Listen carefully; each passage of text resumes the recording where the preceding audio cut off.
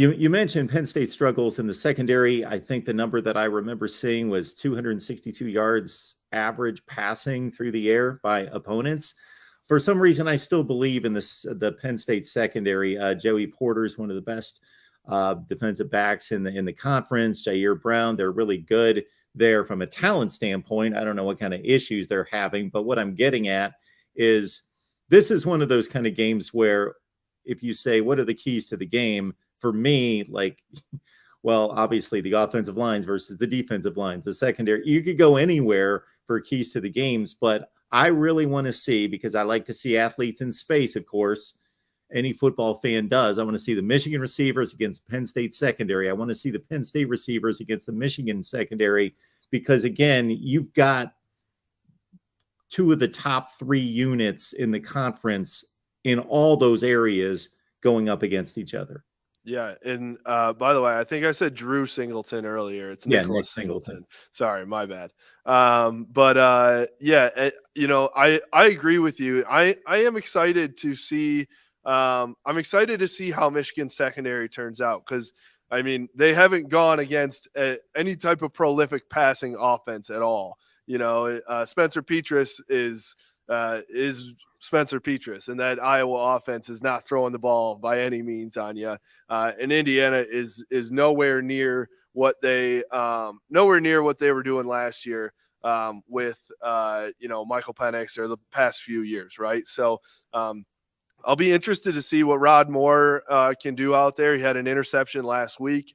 That was great. Him and Mike Sainer still have been awesome back there, but Penn State has a couple studs there. Parker Washington has been the go-to guy, but Brendan Strange at tight end, that is what Penn State loves to do.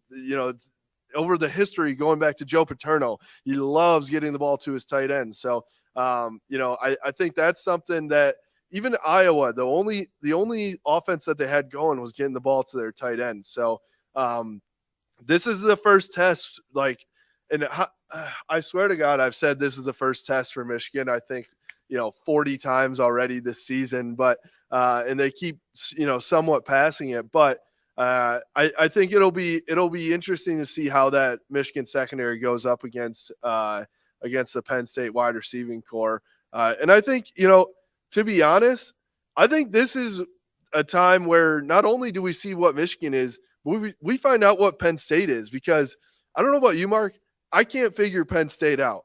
The 17-7 game against Northwestern, all right, it's a rain game.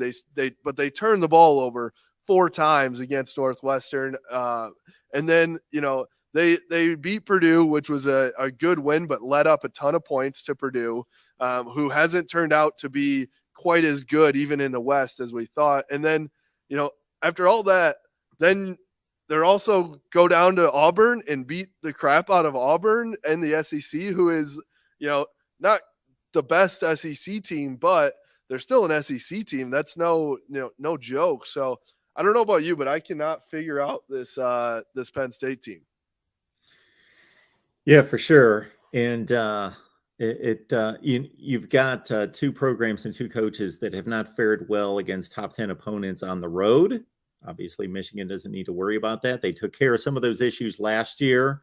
And also, of course, they're at home. So James Franklin, much like Jim Harbaugh, has a few monkeys on his back to throw off in regards to his record on the road against top opponents not being the best. So that's another check mark in Michigan's column in regards to if you're sizing up the pros and cons of the Michigan outcome here. I think they've got more on their side. So I think the smart money goes the Michigan way. I just think that there's too many proven aspects to what Michigan's doing versus what Penn State's doing, even though I think the athleticism is comparable.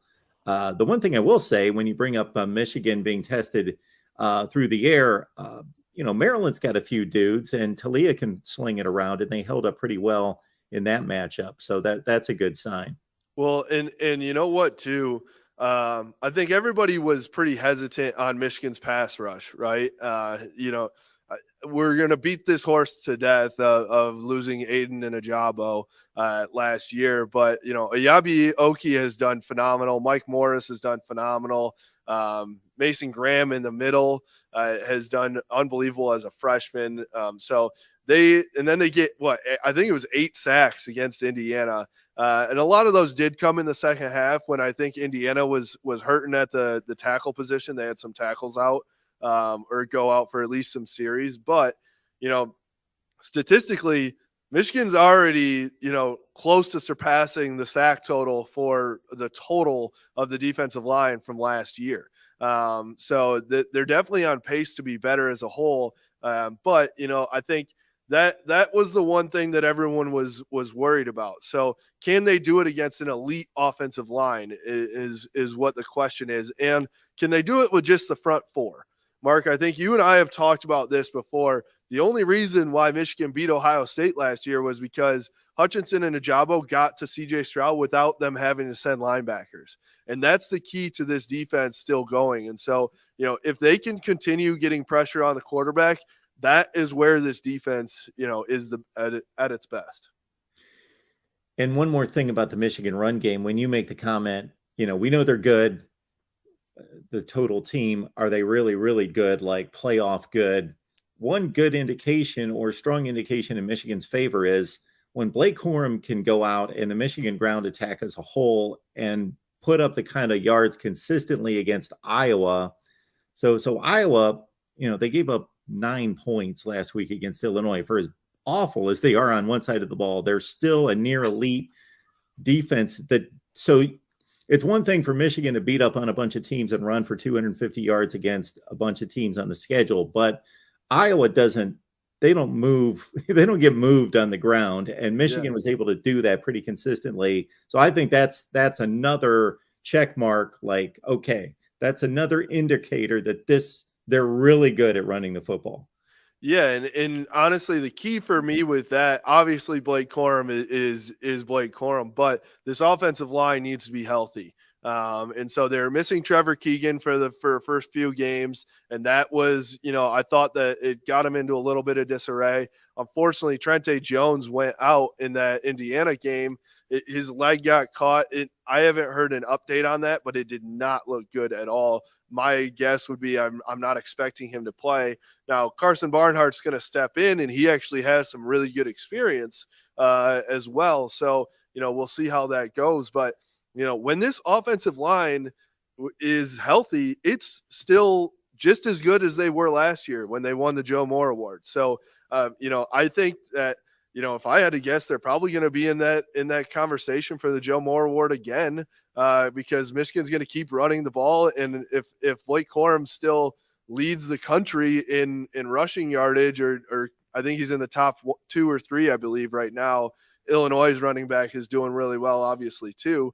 But that's where I think it starts and stops with Michigan, is this offensive line. And if they are healthy and working really well together, then A, they get the running game going. B, you protect JJ McCarthy, who is, everything you need and more. But I think then, on top of that, then JJ does those extra little things as well, where, he can step outside the pocket and run. And that's where I think this offense, it's obviously like, it's simple, but it can be so complex at the same time. And one last note, JJ is the guy with the lack of experience to a certain extent in comparison to Sean Clifford. So you would think that the experience means less mistakes. Sean Clifford's got a track record of making mistakes. JJ, for the time that he started, he's been risk averse and pretty much stayed away from turning the ball over.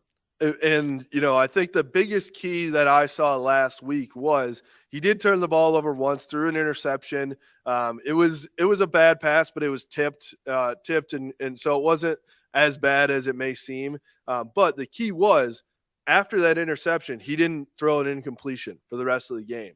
Threw 2 touchdowns and went, and obviously the defense shut out Indiana in the second half, but Michigan went and scored 3 times and sealed it for them. So that's where I thought it was the most important for JJ, because we still haven't seen JJ like really get into adversity on the field, but that was the most that we've seen. And I was always wondering, is he truly mature enough in the head to, come back after he makes a bad decision and, not force something different or do something like that. Because I know JJ, and he wants to, like, when he makes a mistake, he wants to get it all back on one play, right?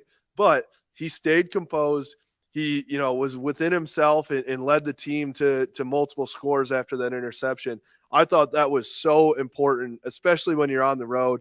Not like Memorial Stadium is a tough place to play. I think it was half Michigan fans anyway. But, I just love the way that JJ has matured, just even in the 5 weeks that he's been the starter. Justin Rowe, blueby90.com. You see it right there on the banner. Spell it out, blueby90.com. Get right there and check out Justin's work. You can follow him on Twitter as well. And Justin, appreciate you stopping by. Should be a heck of a game, and we will see you soon. Absolutely. Let me plug one more thing here too. So Wolverine Plus is what I'm working with now. So it's Michigan's NIL content platform that we just came out with at Valiant. We've got Blake Corum and Donovan Edwards on tonight. Chris Howard just confirmed with me. Karan Higdon just confirmed with me that he's going to join, and it's going to be hosted by Devin Gardner. So head over to wolverine.plus and you can subscribe there for just $7 a month and get a ton of really good content. Did you hear all those names, folks? Wolverine.plus for $7 a month. There you go. Wow. Good stuff. Thanks, Justin. Appreciate you stopping by. Absolutely. Thanks, Mark.